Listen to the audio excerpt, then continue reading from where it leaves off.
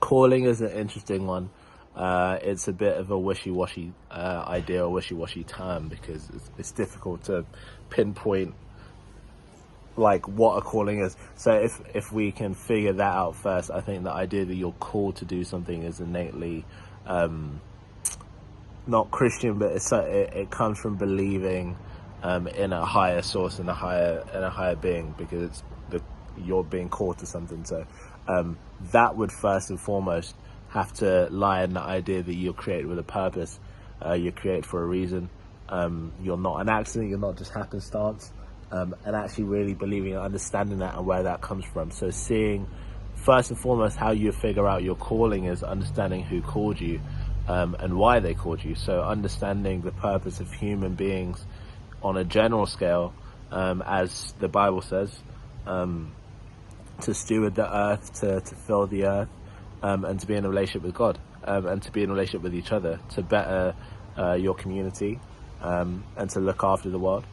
Understanding that and why that's there is key in finding your calling, because your calling is always going to fit into that scheme some way. If you feel like the thing that you may be called to do isn't going to help the world, or serve or help that relationship with God, or help your relationship with other people, it's tough to see how that would be your calling from a Christian perspective, you know.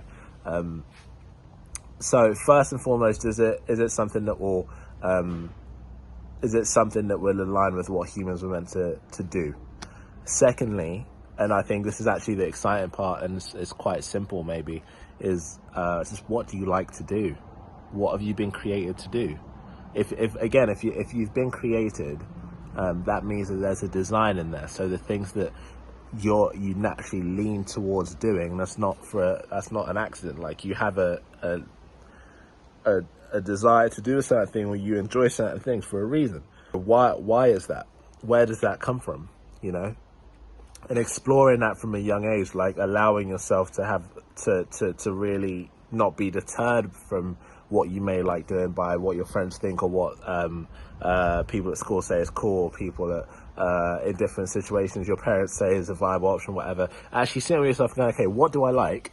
And then going, how did the two things mesh? So what do I like, and then what are we here to do, and how could this help people? How could this help my friends? How could this help people that I don't like, maybe, to understand stuff? How could this help my church community? How could it, just things like that.